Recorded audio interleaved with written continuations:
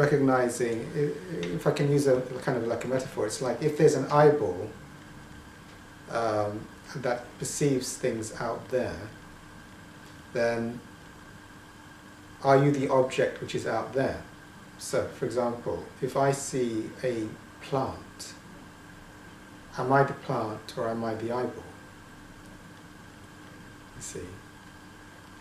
So it's the thing would be then, the object out there I cannot be, because I am that which is perceiving or observing the object out there. So it's then clarifying, what, even if I have a sense of self, even if I can visually see the body, but then something is seeing the body which is not the body. So it's like clarifying what am I and what am I not. Yeah?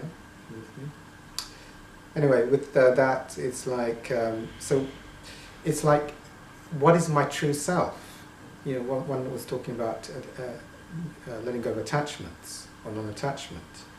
So, what is the self that I experience, which is free of every single attachment that can exist? Can I experience that self? Can I experience the self which is beyond an image, beyond a thought, beyond any form, beyond anything that can be perceived in the world? Then, free of all attachments, what am I? So what is the nature of self? Like the Course says, I'm not a body, I'm free, for I am as God created me. It talks about the various aspects of linking into form, but to get to the formless. Something that is beyond time or location. The self-inquiry is like a process, and Muji did it with me, and I had the spiritual experience. But,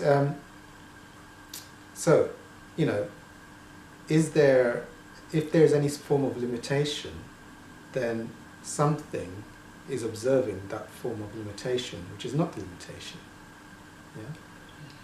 So, now, the process of self-inquiry can be done if there is a sense of self that is limited. Yes. So, does anybody here want to?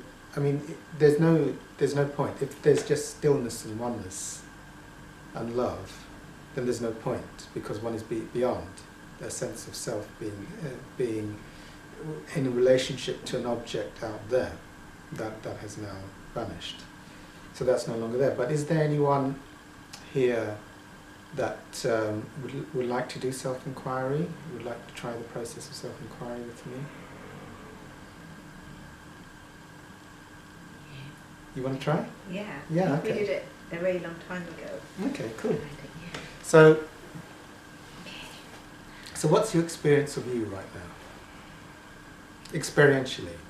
So experientially? In this moment.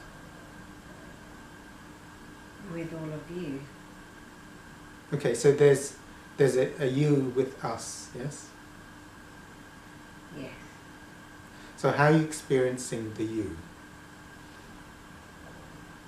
Experientially in this moment. What is you experientially in this moment?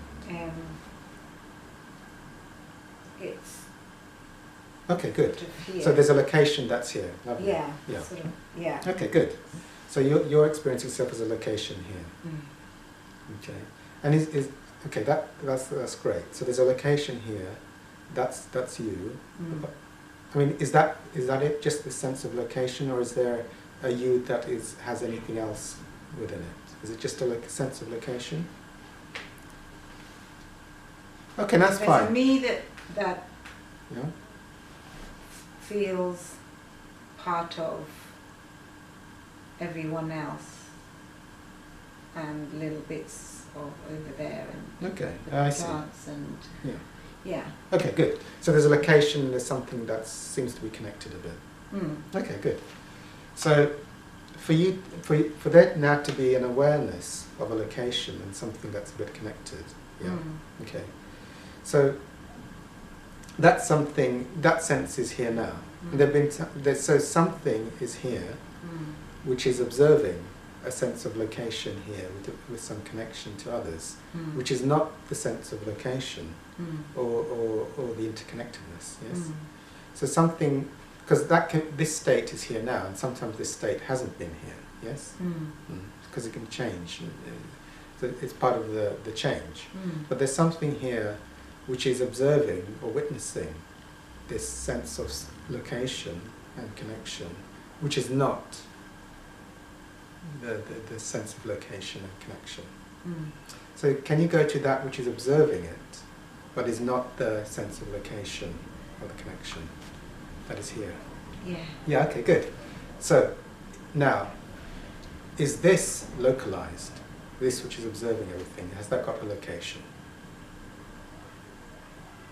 No. No. It's everywhere. That's right, good. So is that, does that have any form of limitation? No. No, okay, good, yeah. Stay there, stay there.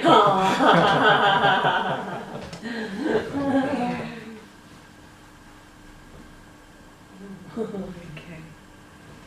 It was an aha moment, was it? If I did that in the morning, would I stay like that all day?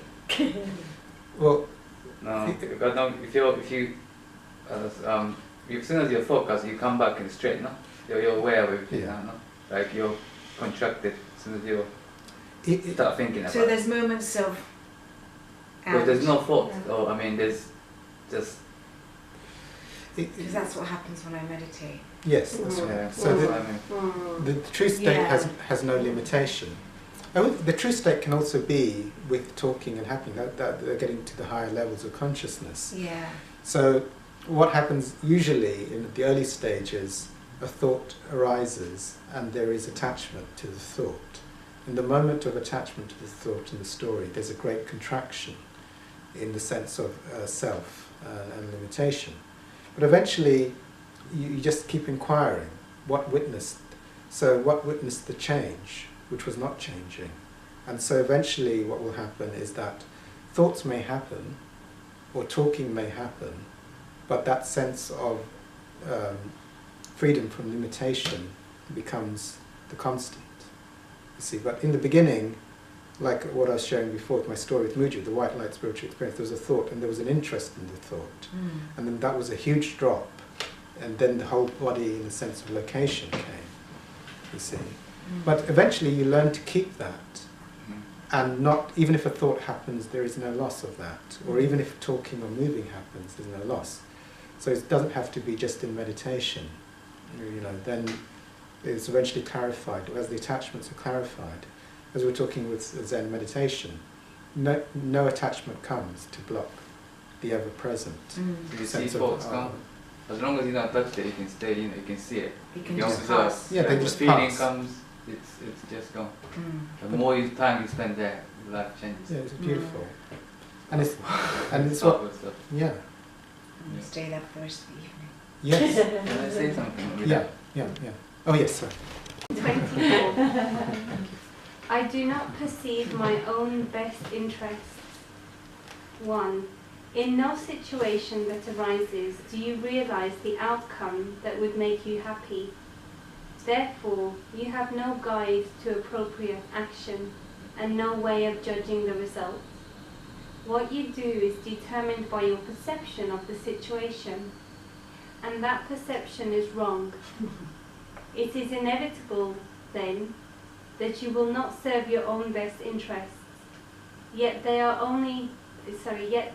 are your only goal in any situation which is correctly perceived. Otherwise, you will not recognize what they are.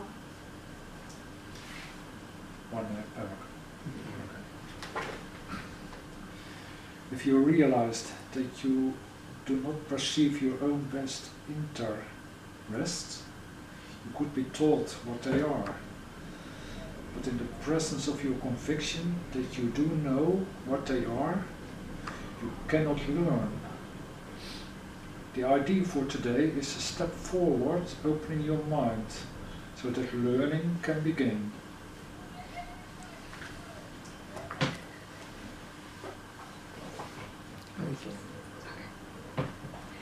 The exercises for today require much more honesty than you are accustomed to using.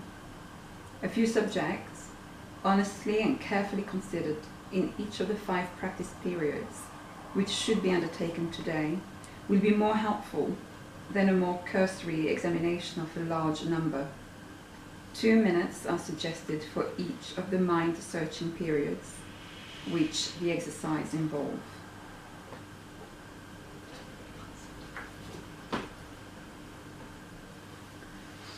The practice periods should begin with repeating today's idea, followed by searching the mind with closed eyes for unresolved situations about which you are currently concerned.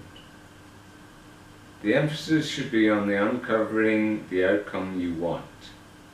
You will quickly realize that you have a number of goals in mind as part of the desired outcome, and also these goals are on different levels and often conflict.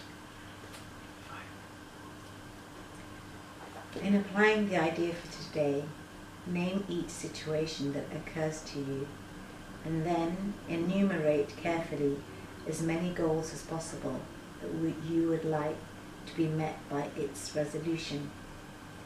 The form of each application should be roughly as follows.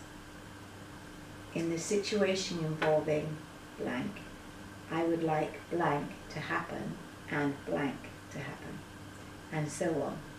Try to cover as many different kinds of outcomes as may honestly occur to you, even if some of them do not appear to be directly related to the situation or even to be inherent in it at all.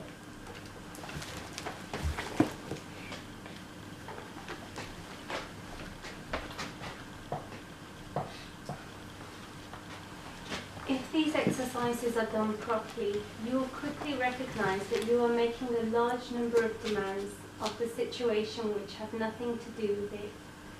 You will also recognize that many of your goals are contradictory, that you have no unified outcome in mind, and that you must experience disappointment in connection with some of your goals, however the situation turns out.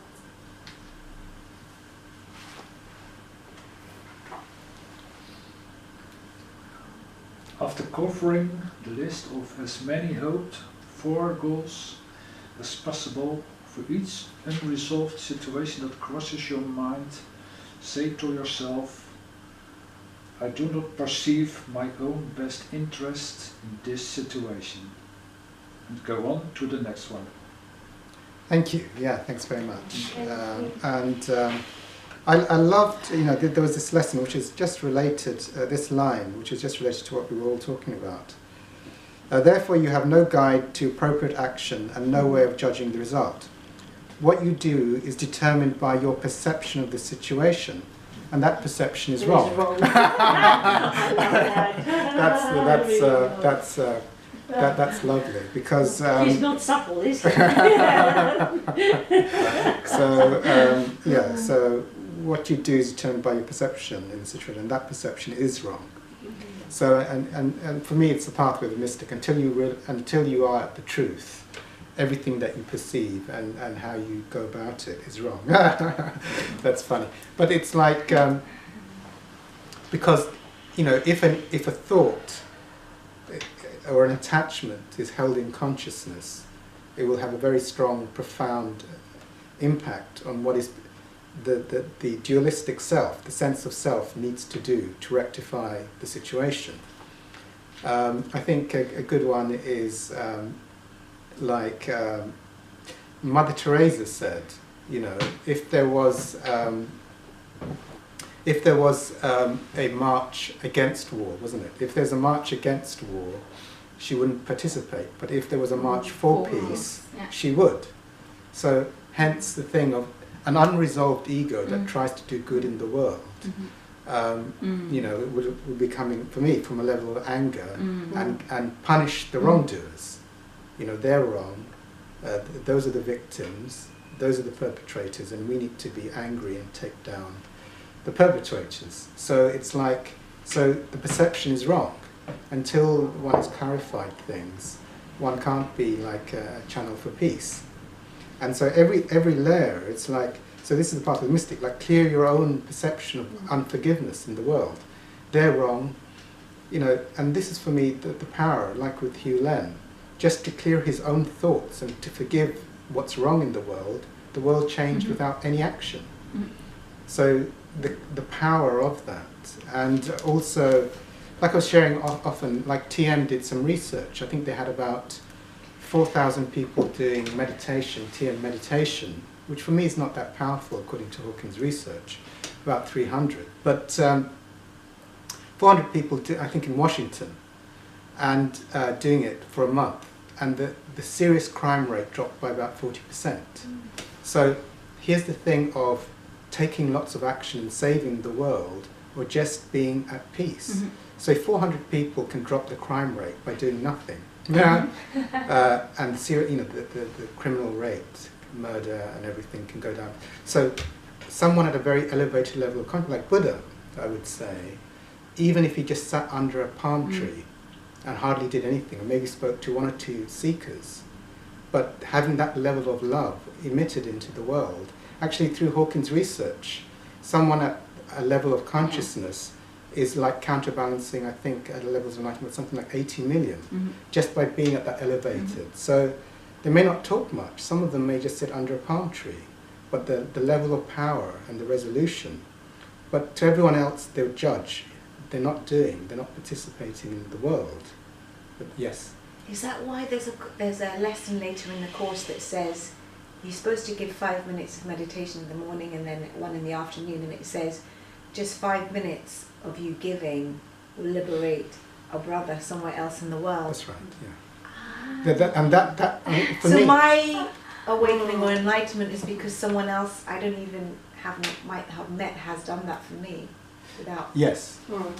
And That's lovely. I think that's perfect, that's correct, that's in the course. And I'm sure Hawkins was a course student and he kinesiologically tested things as he went through the course.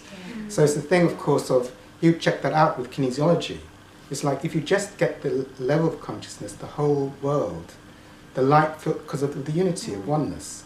So, and from my own spiritual experience, the power, any human being that accesses that level of power, that filters out into the world, just even if they do nothing and sit in a room, you know, they're in unity with the whole. So that love and light, you know, like it says in the course, someone at the opposite end of the world is already being affected by so much love.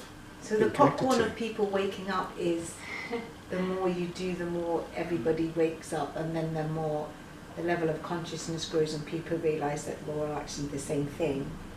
We're all the same being, we're just splintered bits of our being in a physical form around a perceived globe. Yes. Earth. Yeah, I mean, there isn't any separation in this room. There's just oneness, you know. And at a certain point, one recognizes talking can happen, but there is no person who's talking. Actions can happen, but there's no person. So the identity as self has dissipated. I have another question. Yes. So, so you know, what about when an emotion is very strong of happiness, of love? If you wake up with that, and that's your, I guess, your ethereal body around your physical body feeling. So then when,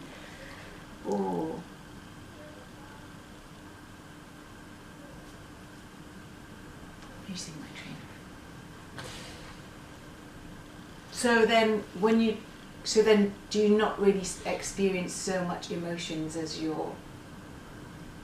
when you're experiencing everyone as oneness? It's like, you see, can you still have it be experiencing emotion? I think self-inquiry is a lovely process, because it's a sense of self cut off from something else. Yeah. If there is a sense of I'm here and you're there, then one can inquire.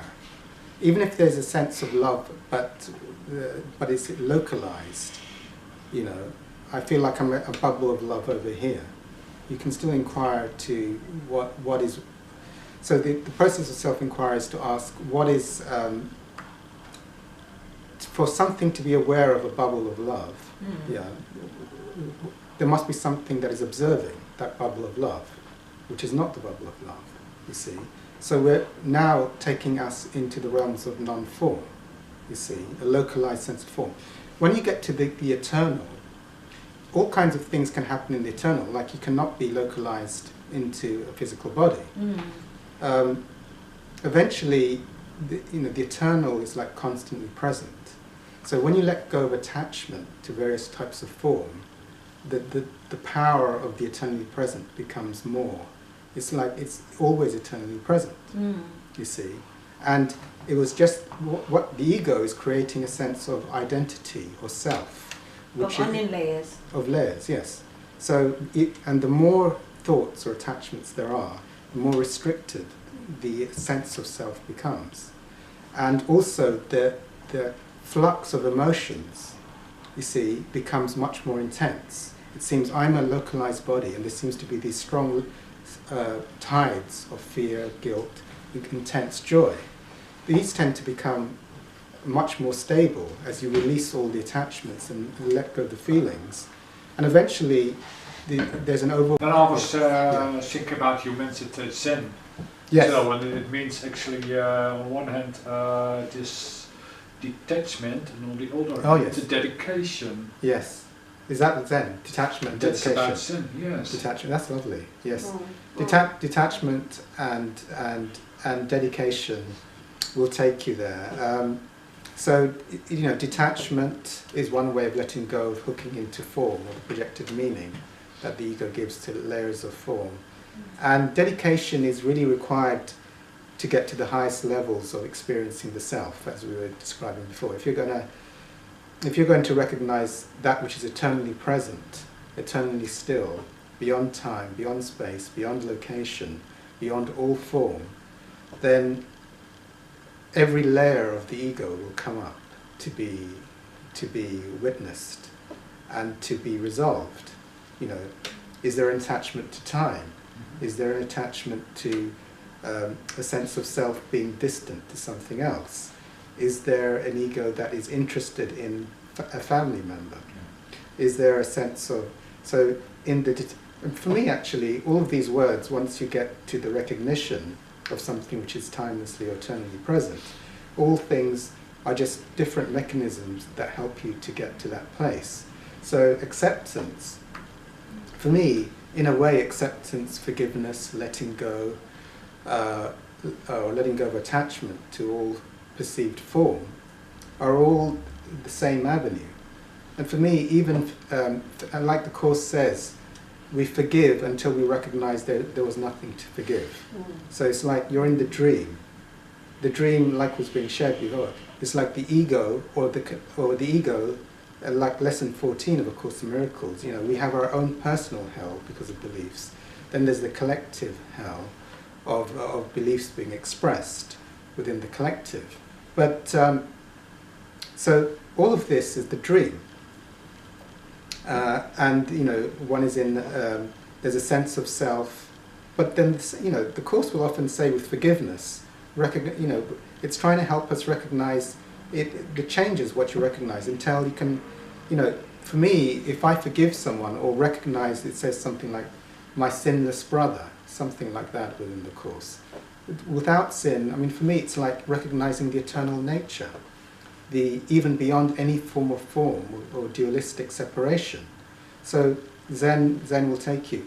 For me, of course, the main thing with the Course in Miracles is it says only love is real. And for me, it's recognizing that my take on that is the source of the whole universe is love. As soon as you have thought, then you can project a me and a dualistic separation. And then as more thoughts occur, you know, a projected reality, or we could call it the dream, or the illusion occurs, that one seems to be a separate self in a world of separation. I think someone coined it. I loved it when I heard it. Separation anxiety. You know, we're all suffering separation anxiety. And for me, the Course in Miracles says something which is very linked to Dr. Hawkins' research, which it says that we use forgiveness, but then we get very, very close to the truth using forgiveness. So we're refining the dream. You know, in the beginning, one is in layers of huge levels of guilt, shame, and one feels very tight in the body and very localized. I'm here in this body, and I'm projecting. You guys are definitely over there in that body, in that body, in that body. And it's like the ego's tracking time a lot. Like, you know, like I've shared this before, like when I'm tracking time, if I'm going through a bad time, it's like time seems to drag. It's a very slow day, and it's like the ego's, you know, just monitoring every second. It's like one is hooked into time, hooked into location, hooked into separation, and mired in fear and guilt. But as the spiritual, whether you use forgiveness, letting go, self-inquiry, you know, for me, of course, today, like was being shared earlier, one of the fast routes, for me, the path with the mystic is going inwards very quickly. Find the source within, let go of looking for the source outside. You know, there is a pathway to go towards the outside, and that's selfless service. But, and I do like selfless service, but I think, you know, every path has got its positives and its negatives. Okay, we're talking about Zen. One of the things with letting go of attachments to things is, which Hawkins said, is that some pathways will take you to 700 on the map of consciousness. And this is just coming up because of Zen. This is an advanced thing. But if you just let go of all attachments and you let go of love as well, that takes you to what's called the nothingness. It's like extreme peace, but also a nothingness, which is very, very advanced. But one of the things is it hasn't got the overwhelming experience of love. So you're beyond duality. So it's like totally beyond all form. And it's like an infinite silence. But that's level 700, which is already extremely powerful, you know, to reach that. But letting go of love as an attachment means that you won't hit 1000, which is the highest level of enlightenment, which is like beyond form, but the overwhelming presence of love, you see. So Hawkins made the caveat, don't let go of love as an attachment, because that will, even though that will take you to a very profound space, it's like love is part of the truth of the reality. So now I forgot what I was talking about. But so if you let go of love, you kind of detach from everything and everyone, which is not necessarily the best thing, because you can do that without doing the self-cultivation, without doing kind of purification. You can do service and avoid people, in a way. Yes. So it's not perfect. It's not. It's as in like not that. It's a misunderstanding of the teaching, which is let go of love as an attachment. But love is the ultimate truth. Yes. So it's like let go of all attachment to form. But if there's a presence of an experience of love, don't let that go. Otherwise, you know, you can get like either detached, or one can get to a place of infinite stillness without the experience of love, which is also very advanced. But if you say getting rid of the attachment, or getting rid of detaching from love, then if we are loved, then we're essentially detaching from ourselves. Yeah, it doesn't give the ultimate authentic experience. So it's the biggest separation of all time, basically. If you separate yourself from everything else, that's the dangerous part.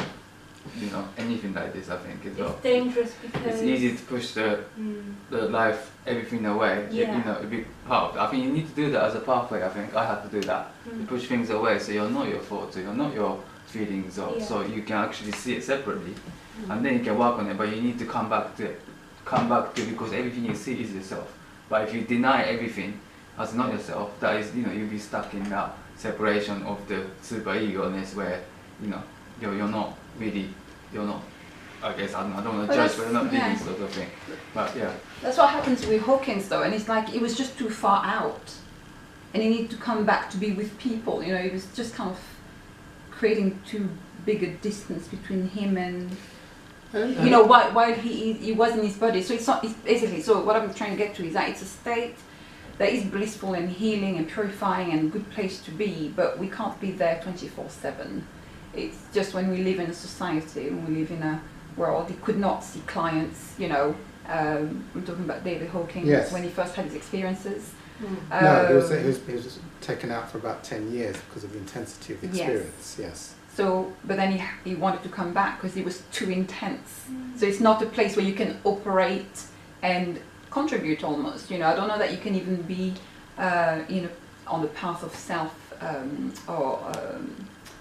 of selfless service even, you know? I think it's a really interesting point, and it's a widely held view. I think, which is that if you're not actively doing an action in the world, your state of consciousness has no effect on the world. I think the pathway of the mystic is also very, very powerful and very valid. It's my own view. It's like I wasn't judging it, so yes. I was just saying that he found it difficult and had to kind of bridge that gap because the yes. distance was just, you know, he could do it for 10 years, but then he didn't want to do it for the rest of his life, you know, because he chose to engage again. I mean, for me, at the levels of non-duality, it's like there is no I that makes a decision. Everything is a karmic unfolding. And it was like, once you get enlightened, there is no I that makes a choice. Mm-hmm. I'm going to do this or that as a sense of self. Mm-hmm. Everything is a natural, if you like, karmic expression of the divine. Mm-hmm. So at that level, yes, for 10 years, you know, he could hardly speak or take any actions, but something, not his ego, but something said he's going to walk and talk and teach in the universe, which was not beyond it was in the realm of beyond a personal I. I think it's like so. The thing with that is that there's a guy who Dr. Hugh Len. Yes, Dr. Hugh Len.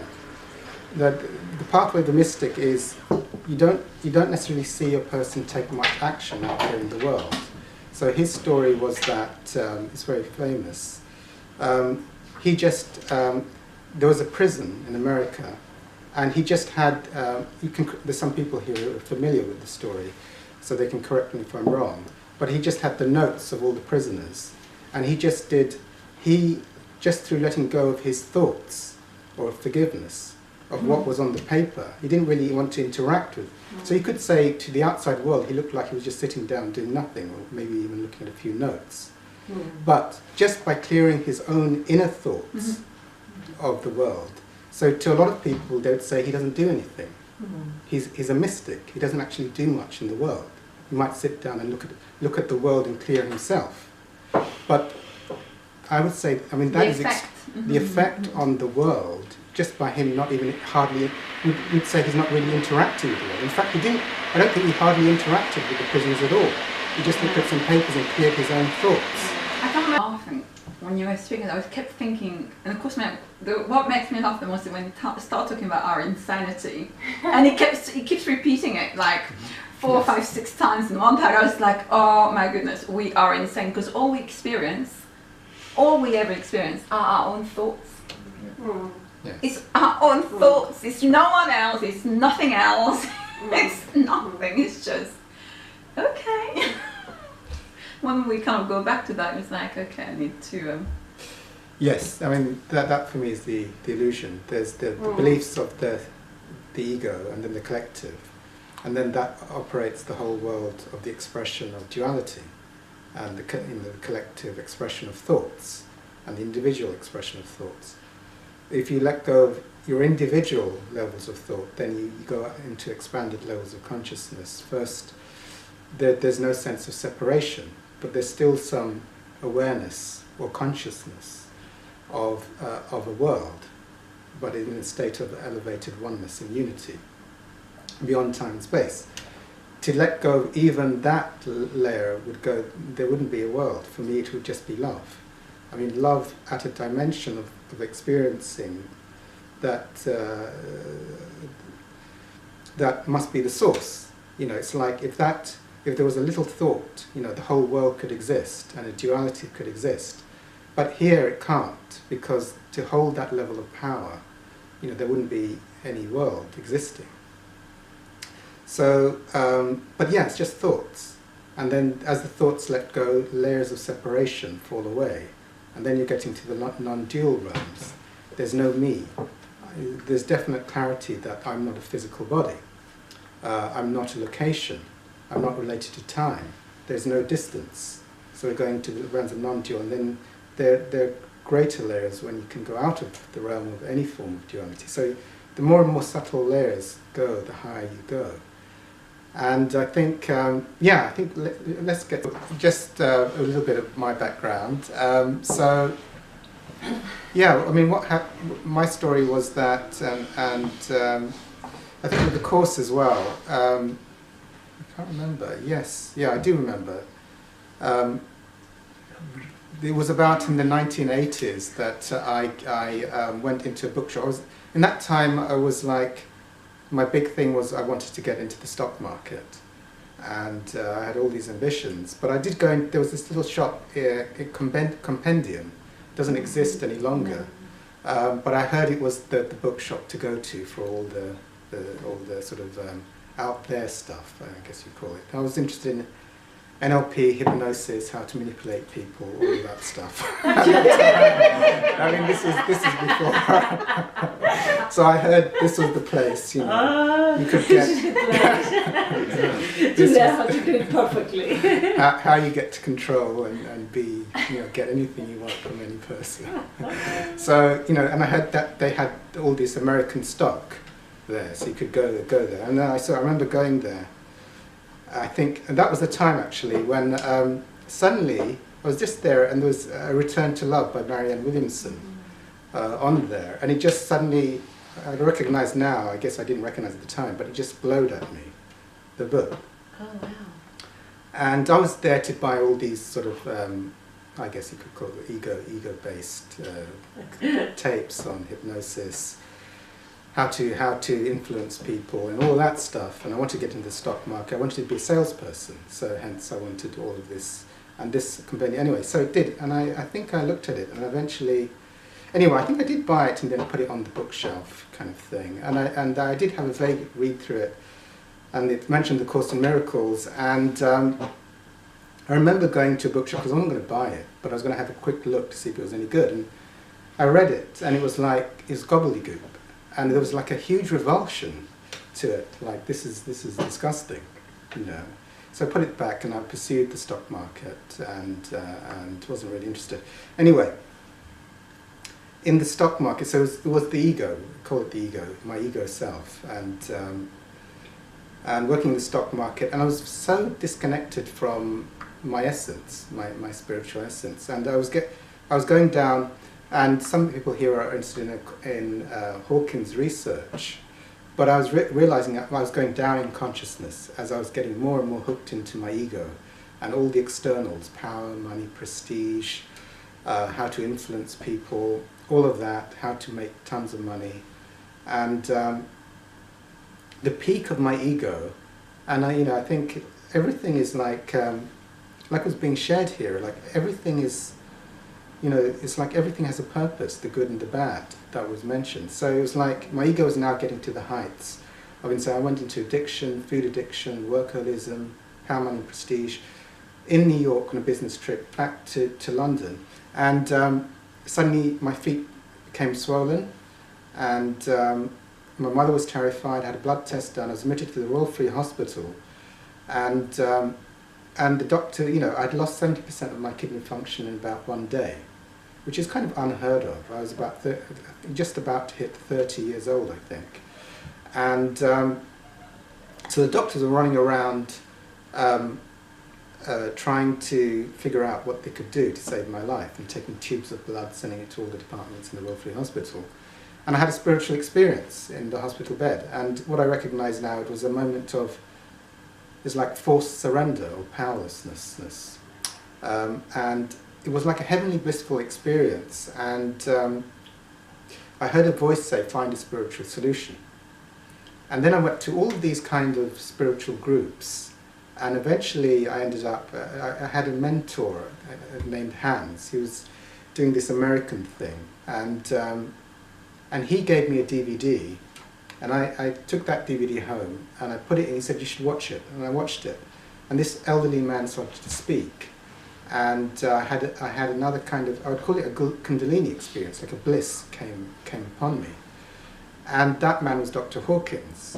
And I knew when I had that spiritual experience when he spoke, it was related to the first one. Like, this was supposed to be my teacher. My main he's actually my main teacher. And so I got all of his stuff. And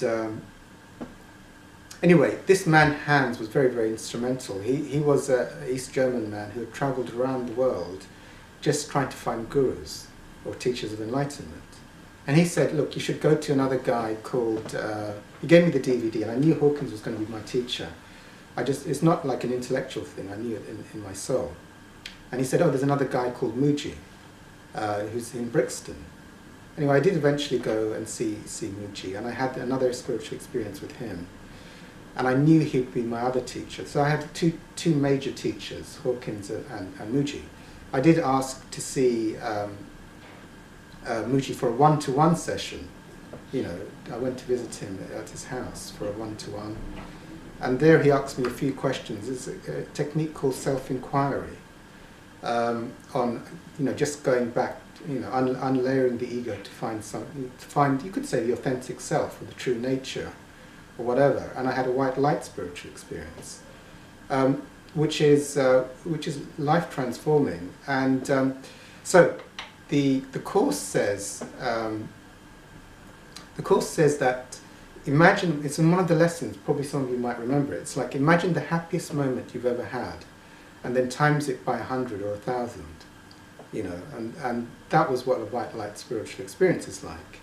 It's like nothing in this world compares to that. It wasn't, for me, it's another dimension. But anyway, after the white light spiritual experience, it was like intensity of light, love and power beyond description. Then it was like a thought tried to emerge, and something hooked into that thought.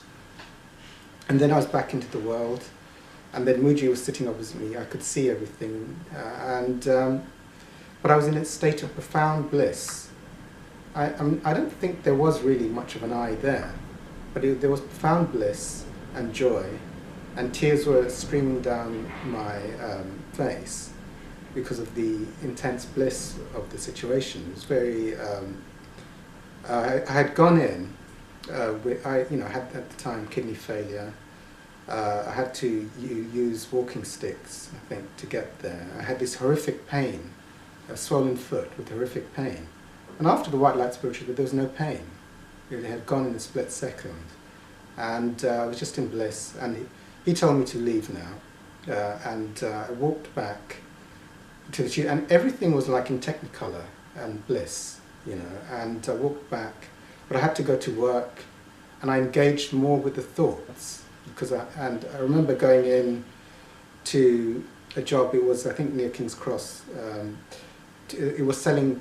It was charity direct debits. You know, they'd ring up people and I'd try and like get them to take out direct debit for the Red Cross or something like that. And I couldn't really. You know, I was supposed to make. You know, I had a sales target of how many, and I was just blissed out. I couldn't really talk properly. So I recognized that, you know, nothing would be done for that whole shift unless I engaged more with my thinking. So I really, really tried to attach to the thoughts, to really speak properly and talk. And by the end of the day, I had like returned back to my, you could say, prior state of consciousness, which was not low. So I saw then, you know, now in hindsight, I can see from Hawkins' research, he did a map of consciousness. So it's like when there's a lot of I could see that, you know, I used a lot of addiction, food addiction, workaholism, all of these things which allowed the ego to be very, very inflated and full of suppressed feelings, lots and lots of belief systems. And in that state, you know, it relates to the map of consciousness. It's like the ego is thinking a lot and is full of suppressed feelings which haven't been released naturally due to addictive behaviors. So it's like that was the state, and that took me, I think it was like a spiritual thing. It's like God was saying, you know, if you know, you have to stop. You know, you need to get a spiritual awakening, which it was for me. So with Hawkins' research, I knew I had. You know, he said do a 12-step group for basics, which I did. I did this group called Overeaters Anonymous. He says the 12-step groups calibrate at 540, which is unconditional love. Then he said the Course in Miracles, the workbook calibrates at 600. So that's at the level of enlightenment, full dissolution of the ego, you know, to fully let it go. Whereas the 12 steps, it doesn't quite take you there. And then, you know, his own teachings will take you further. So the Course in Miracles is 600, and then even in the states of enlightenment, there are more esoteric shifts you can make, up to 1,000. So, hence that's been the journey, to let go. Now I love the Course in Miracles because it's even though the languaging can be very off-putting, like was shared earlier, it's getting past the languaging and just applying the lessons, even if you don't understand them. So, you know, like was being shared earlier, like when you know, the Course in Miracles says only love is real. Only love is real. So for me it's like, but, you know, when the ego is very, very inflated, it's like being disconnected from the source of love, you see. In the lower states of consciousness, it's like one seems to be very, very in the body.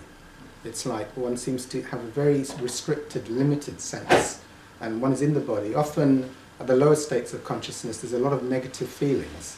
You know, at the low states, guilt and shame, or maybe anger and fear.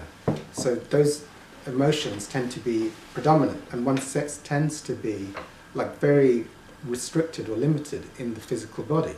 And as you do the spiritual work, whether it be through forgiveness or letting go, or self-inquiry, the Course in Miracles lessons, or 12 steps, then it's like the layers of the ego start to be released.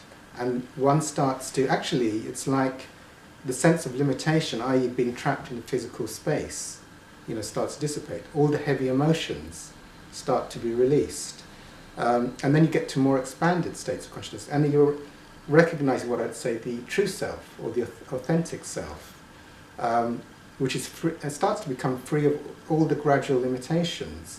I think some of the Course in Miracles teachers say, you know, every experience, you know, offers an opportunity, if one is hooked into the experience and it takes one out of the present moment, to resolve the letting go of that experience, to be back home again. With what was being shared earlier, I learned from Muji, which is that actually, if you,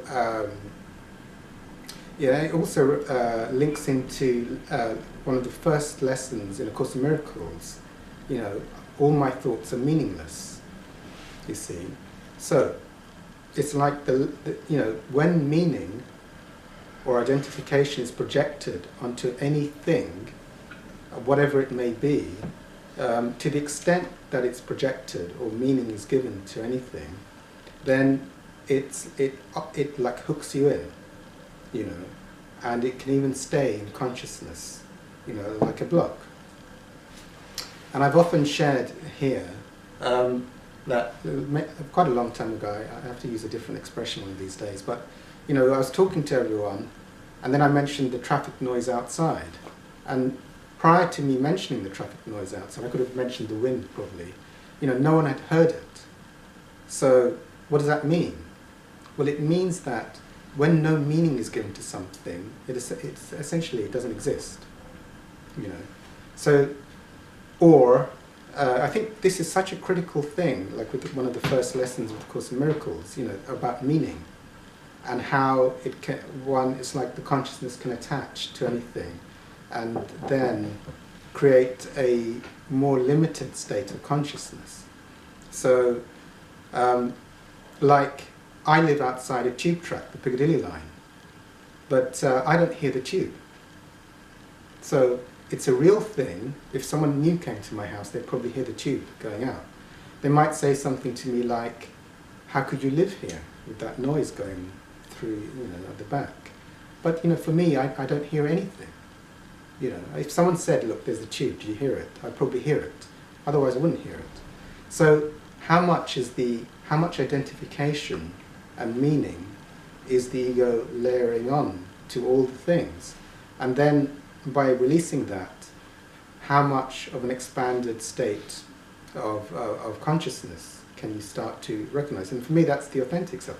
The other thing that was being mentioned earlier today, and with Hawkins recently, of course, when you come in tune with the love of God, or the love of the universe, or the intrinsic nature through letting go of attachments or meaning or whatever it is, of course that is the loving force. So in addiction, I was going towards death. The physical body was deteriorating. The emotions were extremely negative, rife with addictions. And now by releasing and connecting to the source, it's like, and often I share a lot, you know, part of the thing with Hawkins was that because I had kidney failure and was in a really horrific physical state, Hawkins said that, you know, he started up a Course in Miracles group, and there they had people with cancer and with AIDS, myasthenia gravis, and as they were doing applying spiritual principles, all of those illnesses disappeared. It was like, and I knew, for me, I had the authentic thing that he tells the truth because of my spiritual experience. So I knew, I just need to do the Course in Miracles, listen to his teachings, and Muji's also my teacher as well. And you know, I had a miracle, the transplant's gone, and just applying the Course in Miracles, it's like the gout disappeared, the asthma I was discharged. I've had so many miracles occur, and that's the loving force. Once you connect to the loving force, it just brings people, places, and situations in alignment, like I was hearing. Everything starts to slot into place with that vibration. So. Okay, yes, for me that's the source of life. And if one gets too attached to the thoughts or has too many suppressed feelings, it's like going to bring you into a more limited place. When you're going up, you're going to more states of unity or oneness, and the sense of self is starting to disappear. As was being mentioned earlier, you know, non-duality. If you're familiar with non-duality, of course, you know, what one is clearing up within the ego is a sense of self that has, that there's another opposite, or there's something else. So there's a me, and then there's a you. But as you start to clear up these sources of separation, then there is no separation. The oneness is experienced beyond the intellect, you see, with zero limitation. So then you're resolving at the levels of enlightenment. I'm not very, very familiar with Zen, but I'm sure it's taking you beyond the realm of form to the non-form. This is one of the things I really like with the Course in Miracles. It's like, of course, it says we're going to, like was being said, to a place of stillness, beyond form, you see. So one starts to recognize a stillness. I like the word recognition. The recognition is, the stillness has always been here, or the peace has always been here. And it's by letting go of the ego's habitual attachments to various types of form, which then bind one. And as soon as any source of form is bound, then a sense of self in opposition to something other starts to occur. So the eternal stillness, if you like, or the recognition of it beyond the intellect is not experienced. So for me, I think a lot of that, you know, I love mentioning teachers, of course. For me, the Course in Miracles is the pathway of the mystic. And St. Francis, St. Francis said it's in dying that one is born to eternal life. And what you're looking for is where you're looking from. And those resonate. So it's in the dying of the attachments of the ego that eternal life, something which is beyond time, beyond space, beyond limitation, beyond a this and a that, is recognized. And it's recognized to be the true self. And he also said, which is like in perfect alignment with Muji, what you're looking for is where you're looking from. So in self-inquiry we go beyond the thoughts to recognize something that is always present, but is not in the realm of that which can pass. So what can pass? I mean, thoughts can pass, feelings can pass, ideas can pass, but something is always present, which is never passing. Even time passes. Awareness is always yes, present. That's presence. Consciousness Yes. is always present. That's the right. only eternal. That's the only eternal. And don't seek for love, but seek for your barriers to love. Yes. And if you, when you look outside, you dream. When you look inside, you awake. That's right. That's right. And a whole range of When you those. look outside, You dream. When you look inside, you awake. Those. You're making when you look inside. Okay. Yes. And there was a guy who said, I listened to this audio, he was doing this thing about ancestral clearing, and every time I listened I got something new. But he said something about, you are not your body anymore, that you're in the reflection of the bathroom mirror, or that you are in the reflection of the glass. He was, do you think you're in there, that reflection? Is that you? And I was, oh, no. And he's, oh, that's what that is. And I was like, okay. And on that level of understanding. So why should the projection dream stop where the body is? Everything is just like everything else. Yeah. It's like being in a maze though, and where do you get the map together? You don't need to get out. That's the reflection, but then it's like everything that we're looking at is a reflection actually, But- of some sort. Mm. Projection. Yeah.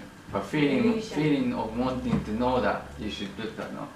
That's Pardon? what, the feeling of wanting to know what it is something you can look at that, and that's what, to see where that is coming from. Yeah. There's some agenda behind that. There's like I don't know. That's where the Like, answer is. And because you need to questioning. know everything in order for you to be happy, or you need to, that kind of thing. There's a. But another